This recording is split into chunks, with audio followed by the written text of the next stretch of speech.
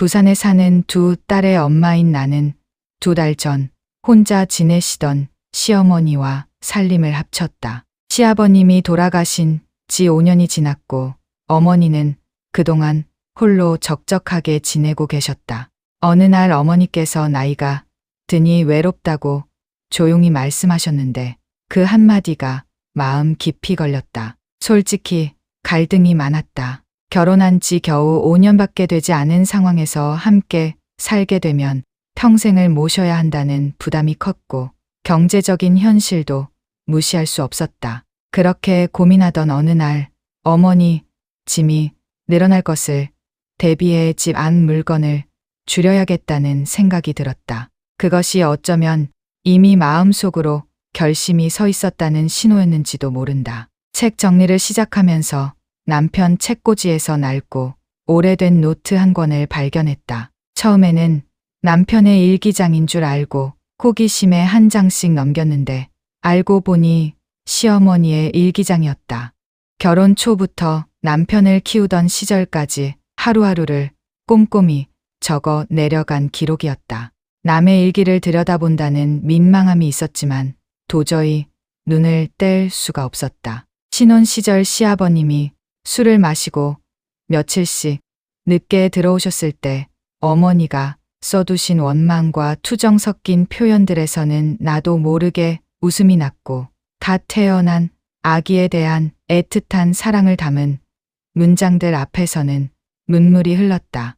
웃다가 울다가를 반복하며 마지막 장까지 읽어 내려갔다. 일기의 끝 무렵 당뇨를 앓으시던 시할머니를 돌보며 쓴 짧은 글이 눈에 들어왔다. 힘들고 고되지만 후회는 없다. 내가 사랑하는 사람을 낳아 주신 분위기에 감사하다는 내용이었다. 그 몇 줄 앞에서 나는 한없이 작아졌고 어머니께 죄송한 마음과 함께 멀리 계신 친정 부모님까지 떠올라 한참을 울었다. 그날 이후 남편에게 어머니를 모시자고 먼저 제안했다. 지금 주변에서 시어머니와 함께 사는 게 힘들지 않냐고 물어오면 이렇게 답한다.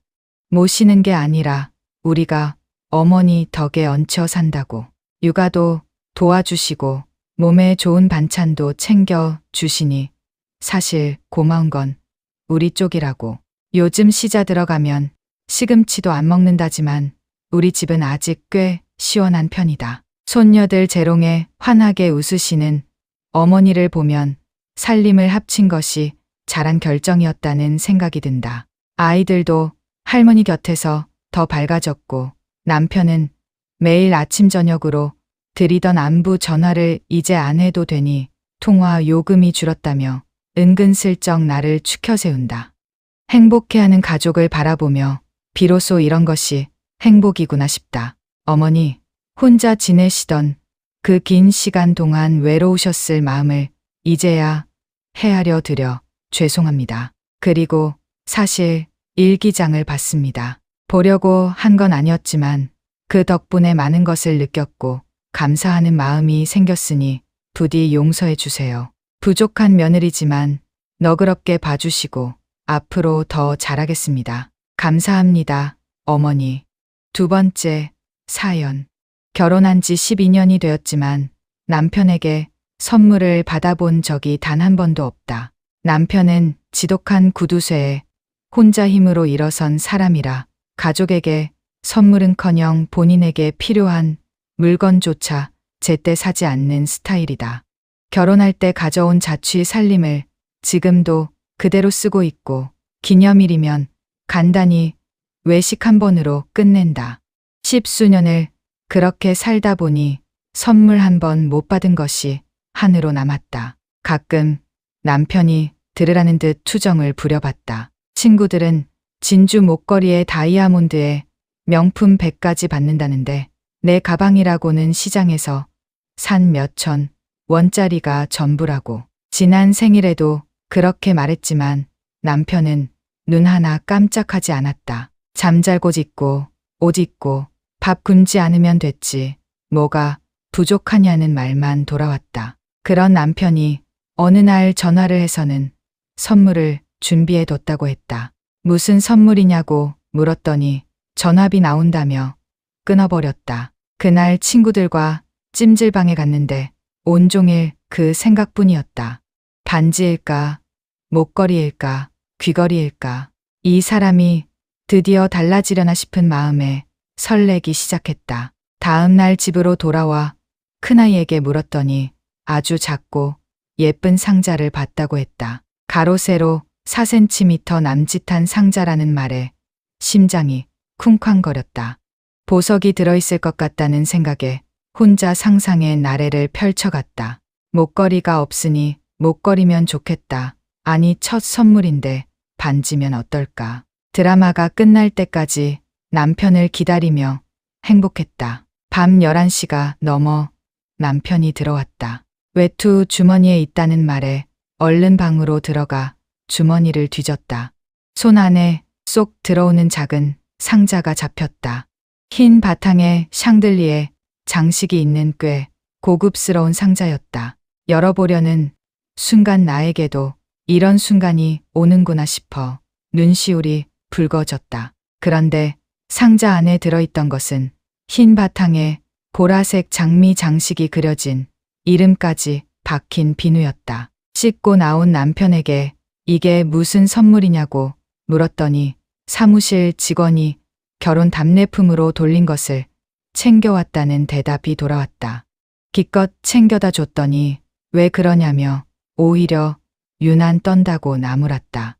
그 말에 눈물이 났다. 단 한 번도 선물을 준 적 없는 남편이 처음으로 상자를 들고 왔다기에 아이까지 예쁘고 작다고 해서 완전히 속은 것이다. 남편에게 하고 싶은 말이 있다. 12년 동안 곁에서 살림하고 아이 키우며 살았으면 반지 하나 받아도 되는 거 아닌가. 상자를 여는 순간 심장이 얼마나 두근거렸는지 그 설렘이 얼마나 컸는지 알기나 할까. 많은 것을 바라는 게 아니다. 그저 곁에 있을 때 조금만 더 잘해줬으면 한다. 떠나고 나서 후회하는 일은 없었으면 좋겠다. 세 번째 사연. 올해 초 동네 초등학교 동창회가 열렸다. 58년 개띠를 중심으로 한두 살 위아래의 친구들이 한자리에 모이는 자리였다. 오랜만에 유년 시절 얼굴들을 만날 생각에 설레는 마음으로 방앗간에서 가래떡을 뽑아 참기름을 바른 뒤 쇼핑백에 담아 식당으로 들어섰다. 친구들은 이미 화기애애한 분위기 속에서 즐거운 시간을 보내고 있었다. 이 테이블, 저 테이블에 가래떡을 올려두며 추억을 떠올리며 먹으라고 건네자 어떻게 떡을 해올 생각을 했냐며 반기는 친구도 있었고 난로에 구워 먹던 옛날 생각이 난다며 반가워하는 친구도 있었다. 가래떡 하나가 분위기를 더욱 따뜻하게 만들어 주었다. 모임이 무르익으면서 회장과 총무를 새로 뽑는 순서가 됐다. 회장은 남자 친구들이 도대로 맡아왔는데 한 친구가 바쁘지만 이번에는 자신이 해보겠다고 나섰다. 그리고 그 친구가 총무로 내 이름을 불렀다. 몸 상태도 좋지 않고 기동력도 없으니 다른 친구를 시켜달라고 했지만 억지로 회장 옆에 세워두고 박수가 터져 나왔다. 그렇게 얼떨결에 총무를 맡게 됐다. 그런데 문제가 생겼다. 2, 3년 주기로 회장은 바뀌어왔지만 총무는 중간에 2번 교체된 뒤 한 친구가 5, 6년째 맡아오고 있었다. 그 친구가 총무를 맡으면서 상조회도 결성됐는데 문제는 그동안 통장을 단 한 번도 공개한 적이 없다는 것이었다. 보통 친목 모임이라면 연말에 통장을 꺼내 수입과 지출을 회원들에게 보고하는 것이 당연한 일인데 그 친구는 해당 연도의 수입과 지출만 적은 쪽지만 들고 나올 뿐이었다. 남자 친구들은 별 관심이 없었지만 여자 친구들 사이에서는 왜 통장을 보여주지 않는지 모르겠다는 말이 오갔다. 직접 따지지는 않고 335 모이면 그 얘기를 나누는 시기였다. 새 임원을 뽑고 난 직후 전 총무가 다가와 상조회 통장은 자신이 계속 갖고 있겠다고 했다. 쪽지에 적힌 상조회 잔액은 1600만 원이 넘었고 동창회 통장에는 10만 원이 남아 있다고 했다. 그러니 동창회 통장만 넘겨주겠다는 얘기였다. 순간 마음이 상했다. 총무가 바뀌면 당연히 모든 통장을 인계하는 것이 맞는데 큰돈이 든 상조회 통장은 자신이 쥐고 동창회 돈 80만 원만 넘기겠다는 게 납득이 되지 않았다. 이 상황이 친구들 사이에 알려지면서 다들 말이 안 된다고 했다. 함께 회장을 맡은 친구도 전 회장을 통해 통장을 넘겨받기로 하고 기다리자고 했다. 그렇게 시간이 흘렀지만 해결은 되지 않았고 기다리는 동안 기분만 상해갔다. 그러던 중 전 총무 쪽에서 상조회 회장과 총무를 따로 다시 뽑겠다는 얘기가 들려왔다. 20명 남짓한 동창회에 회장과 총무가 두 쌍씩 생기는 셈이었다. 친구들도 어른이 돼서 왜 이러는지 모르겠다며 고개를 저었다. 직접 전 총무를 만나 이야기를 나눴다. 그 친구 말로는 이전 회장단에서 새 회장이 상조회에 가입되어 있지 않다는 이유로 통장을 넘기지 말라고 했다는 것이었다. 경위가 어찌됐든 다수의 친구들이 결국 바로잡아 줄 거라고 믿기로 했다. 좋은 것만 보고 좋은 생각만 하며 살아도 부족한 시간에 이런 일로 마음을 소모하고 싶지 않다. 동창회 총무라는 이름은 이제 머릿속에서 지우기로 했다. 4번째 사연. 누워있는 손자의 얼굴을 내려다본다. 웃는 모습이며 잠든 표정이며 어쩌면 이렇게 아들을 쏙 빼닮았을까. 가슴을 토닥이는 손길을 멈추지 않은 채 오래전 기억 속으로 천천히 빠져들었다. 아들이 사춘기를 보내던 시절의 일이다. 남편과 둘이 대구 청도 쪽으로 드라이브를 나갔던 날 차 안에서 남편이 조심스럽게 이야기를 꺼냈다. 그날 낮에 아들과 나란히 컴퓨터 앞에 앉아 있다가 처음 보는 디스크가 눈에 띄어 별 생각 없이 컴퓨터에 넣었다고 했다. 화면이 켜지는 순간 부자가 동시에 굳어버렸고 서로 말 한마디 못한 채 황급히 디스크를 뽑아냈다고. 아버지는 얼굴만 붉힌 채 방을 나왔고 아들은 화장실로 달아났다는 것이었다. 창밖으로 막 내린 눈이 순백색으로 고요하게 쌓여 있었다. 며칠 뒤 외출을 마치고 집으로 돌아오니 아들이 소파에 누워 팔로 얼굴을 가리고 있었다. 자는 줄 알고 살며시 팔을 들어보았더니 눈물로 젖은 얼굴이 드러났다. 학교에서 무슨 일이 있었나 싶어 가슴이 철렁 내려앉았다. 아들은 자신은 이상한 아이가 아니라고 그 말을 꺼내며 펑펑 울었다. 그 순간 남편에게 들었던 이야기가 떠올랐다.